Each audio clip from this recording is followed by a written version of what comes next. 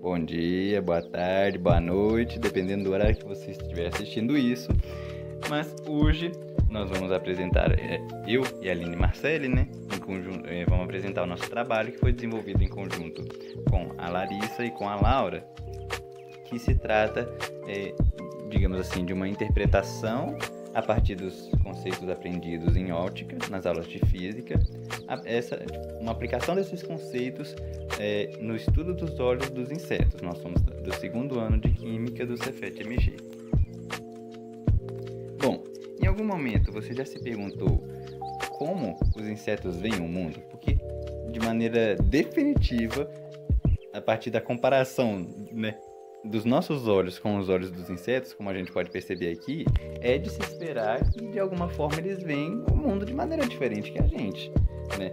Mas quão diferente? Eles enxergam ali talvez em ângulos diferentes, talvez com cores diferentes. Isso tudo a gente vai discutir e vai conseguir analisar, né, conforme a sequência aqui do nosso vídeo. Primeiramente, precisamos entender como funciona o fenômeno da visão, o que acontece com a gente que a gente consegue de fato enxergar alguma coisa. Não é muito complexo de se compreender isso e funciona, tudo acontece a partir de uma fonte de luz. Essa fonte de luz, vamos supor, o sol, uma lâmpada, uma lanterna, uma vela, tudo isso emite luz. Essa luz é refletida em uma superfície, né? Essa luz é refletida em uma superfície ou em um objeto e volta para os nossos olhos. Dentro dos nossos olhos, como a gente vai ver daqui a pouco, tem fotorreceptores. Esses fotorreceptores enviam sinais elétricos para o nosso cérebro, que vai interpretá-los e fazer com que a gente de fato enxergue as coisas. Então, basicamente funciona assim: uma fonte de luz, essa luz é refletida em uma superfície, volta para os nossos olhos e o nosso cérebro faz acontecer, faz a gente conseguir de fato ver as coisas. E qual a importância da visão? É muito importante a gente pensar sobre isso, né? Porque afinal de contas, por que a gente precisa de enxergar? Bom, a gente pode responder isso por questões de tipo, se a gente for analisar, não são todas as espécies que precisam enxergar. Vamos supor, uma espécie de peixe que fica lá no fundo do oceano, onde tem pouca luz. Ela não precisa enxergar, porque de fato não tem muita luz. Plantas são seres vivos que não enxergam, mas também não é necessário que eles enxerguem. É muito melhor para eles desenvolverem outras características, outras habilidades, como por exemplo, de poder absorver a água do solo, absorver os sais minerais presentes no solo e afins. Mas para a gente, assim como para os insetos, é muito interessante que a gente tenha digamos assim, esse dom da visão, essa habilidade de conseguir ver as coisas. Porque, por exemplo, você está em uma sala fechada e nessa sala tem uma cobra. Se a gente não tivesse o dom da visão, a gente dependeria de outros fatores para poder identificar essa ameaça, que seria a cobra. Ou a gente precisaria tocar na cobra, ou talvez a gente precisaria ouvir a cobra, ou a gente talvez sentir o cheiro dela, e que são habilidades que não são tão confiáveis assim na questão de identificar um problema. Então vamos supor, os nossos antepassados, se eles não tivessem olhos, como que eles iam poder caçar? Ia ser muito mais complicado, né? Ia ser muito mais complicado e a gente ia precisar de desenvolver outras habilidades, né? Como a gente sabe que vários animais conseguem. Além disso, coloquei aqui a imagem dessa manga para a gente poder pensar a seguinte situação. Supondo que uma pessoa cega, ela esteja com uma manga na mão dela. Como ela vai saber se essa manga está madura, se essa manga está verde, se de fato é uma manga, entendeu? Se ela está boa para o consumo, tem que se desenvolver outras características que nós naturalmente não temos desenvolvidas. Então, de fato, a visão, cada vez que a gente se pergunta e pensa mais sobre ela, ela se faz mais e mais importante. Assim como para os insetos, por exemplo, a abelha. A abelha é extremamente necessário que a abelha consiga ver as flores, pois assim elas vão poder polinizar essas flores e fazer tudo acontecer ali na questão do ciclo de vida delas.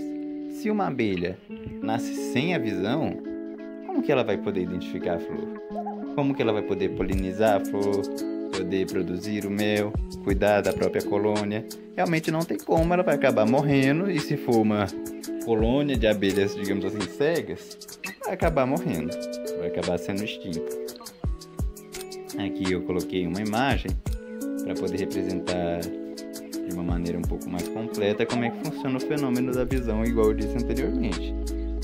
Onde tem uma fonte de luz que é recebida, tem raios de luz, né, que são recebidos pelos nossos olhos, e os fotorreceptores enviam pulsos eletromagnéticos para o nosso cérebro, que são interpretados e fazem com que a gente de fato venha. Embora a visão seja um sentido comum a vários grupos de seres vivos, a forma com que esses seres veem o mundo pode sofrer variações dependendo do grupo que o ser pertence. Isso porque cada grupo tem necessidades diferentes para a sobrevivência. Com isso, necessitam de capacidades diferentes também. Comparando-se a visão de humanos e insetos, a maior diferença ocorre na percepção de cores, uma vez que nosso espectro de luz visível varia do azul ao vermelho e o dos insetos do ultravioleta ao amarelo em geral. Uma habilidade do olho humano favorável à espécie é a de conseguir diferenciar cores com comprimentos de onda muito próximos, pois isso nos permite definir, por exemplo, se um fruto está maduro ou verde, apenas visualizando a cor que ele apresenta. Já para os insetos, essa capacidade de identificar os nuances é um pouco mais defasada. Entretanto, a capacidade deles de enxergarem na região do ultravioleta costuma ser muito favorável na hora de visualizar uma flor durante um voo, por exemplo. Portanto, não é possível dizer se uma visão é melhor ou pior do que a outra, pois cada uma atende às necessidades do grupo a que pertence. Falando agora um pouco mais a respeito dos espectros de luz visível, temos aqui uma imagem que nos indica as faixas de luz que o olho humano é capaz de enxergar. Note que esse gráfico é composto por 3 curvas, que vão desde o violeta até o vermelho. Os pontos altos das curvas são as cores que conseguimos distinguir com mais clareza, ou podemos chamar de cores bases da nossa visão, sendo elas o vermelho, o verde e o azul. E os pontos de encontro entre essas curvas são as regiões de nuance.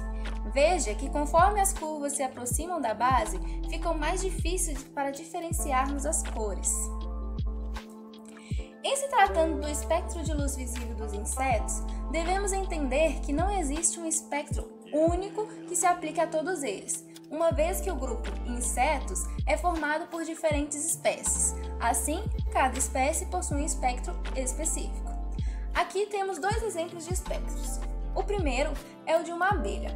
Note que ele é formado por 3 curvas, com foco no ultravioleta, azul e verde. Além disso, observa-se que tal inseto encontra dificuldade em visualizar cores próximas ao vermelho. Na segunda imagem, à direita, temos um espectro um pouco mais geral, que nos informa apenas a faixa que a maioria dos insetos costumam enxergar, variando do ultravioleta ao amarelo. Vale reafirmar que a quantidade de cores que compõem o espectro desses seres é variável, dependendo da espécie. Porém, algo que eles costumam ter em comum é a capacidade de visualizar certas cores que encontram-se no campo do ultravioleta e certa dificuldade em visualizar cores próximas ao vermelho. Aqui temos a comparação da imagem de um mesmo objeto visto por um humano e por um inseto. Veja que enquanto o olho humano enxerga a flor de uma única cor, o inseto a vê em cores totalmente diferentes. Assim, podemos notar a grande diferença na percepção do mundo para estes 2 seres. Mas, além das cores, outra característica difere a visão humana do inseto, sendo ela a forma como a imagem é formada para esses 2 seres. Mas, para entender melhor como essa imagem é formada, precisamos primeiro entender a anatomia do olho de um inseto. O olho do inseto é do tipo composto, Ou seja, as duas bolinhas que vemos na lateral da cabeça de um inseto, na verdade é formada por um conjunto de mini-olhos. Esses olhinhos que compõem o olho do inseto são chamados de omatídeos, e a sua quantidade varia de espécie para espécie, podendo chegar a milhares. Como exemplo, temos as libélulas, que chegam a apresentar mais de 28.000 omatídeos, enquanto algumas formigas subterrâneas possuem menos de 10. Como já foi mencionado, cada omatídeo funciona como um olho simples. Assim, vejamos como é a estrutura dessas unidades e a função de cada uma. Todo omatídeo é composto por uma córnea e um cone cristalino, que formam uma lente biconvexa responsável pela focagem da luz. Abaixo do cone se segue uma série de neurônios sensoriais alongados, que são os verdadeiros fotorreceptores. Os fotorreceptores, por sua vez, circundam uma estrutura central chamada de rabdoma, lugar onde a imagem é formada. Na base dos omatídeos, cada célula retinular se afina e seu axônio atravessa a lâmina basal do olho, passando a fazer parte do nervo óptico. Agora que já conhecemos um pouco sobre a anatomia do olho dos insetos, fica mais fácil compreender como esses seres enxergam o mundo. Pode-se dizer que eles veem o mundo como um grande mosaico, pois cada omatídeo forma um ponto da imagem, e a imagem total formada pelo olho composto é a soma de todas as imagens formadas pelos omatídeos. Já o olho humano é composto por uma única lente, logo visualizamos um objeto como uma imagem linear, sem fragmentos. Quanto às vantagens e desvantagens dos olhos dos insetos. Bom, a gente pode pontuar, primeiramente, que o que é desvantagem para uma espécie pode ser, na verdade, uma vantagem para outra, que é exatamente o que acontece aqui. Então, a gente precisa ter um referencial para poder dizer se algo é uma vantagem ou uma desvantagem nesse caso. E, no caso, o referencial dos olhos dos insetos vai ser os nossos olhos. Bom, a gente pode...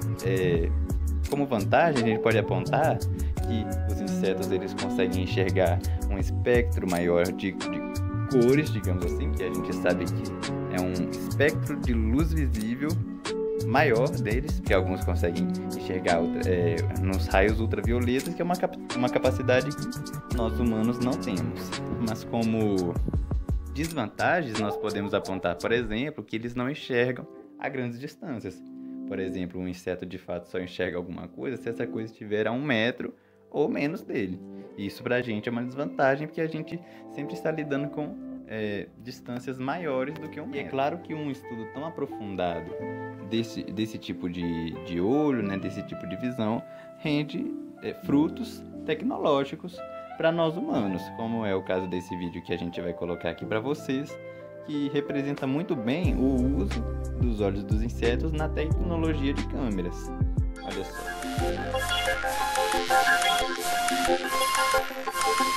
Science. Os insetos têm um amplo campo de visão e são extremamente sensíveis ao movimento. Possuem olhos com milhares de estruturas sensíveis à luz. Cada um contém uma lente e um cone que canaliza a luz para um órgão fotossensível. As abelhas ou as libélulas têm lentes nos olhos com visão tanto ao perto como panorâmica, à direita e à esquerda, com foco simultâneo.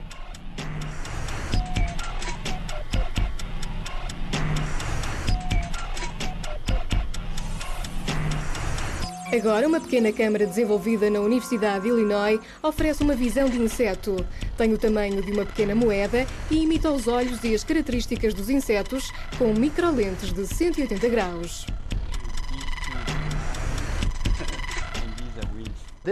Este é o sistema que construímos e tem todas as características principais que estão presentes nos olhos do inseto. Trata-se de uma geometria hemisférica total. Envolve um grande número de pequenas lentes que focam a luz recebida para fotodetectores individuais que estão associados a cada uma das referidas lentes.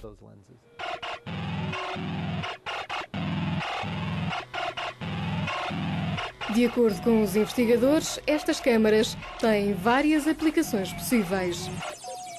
A capacidade de um inseto olhar em todas as direções ao mesmo tempo pode ser muito útil para uma vigilância avançada num ambiente urbano ou para colocar uma câmara de vigilância num dispositivo aéreo, por exemplo. Era bom ter este tipo de capacidade e esta é uma forma de o fazer.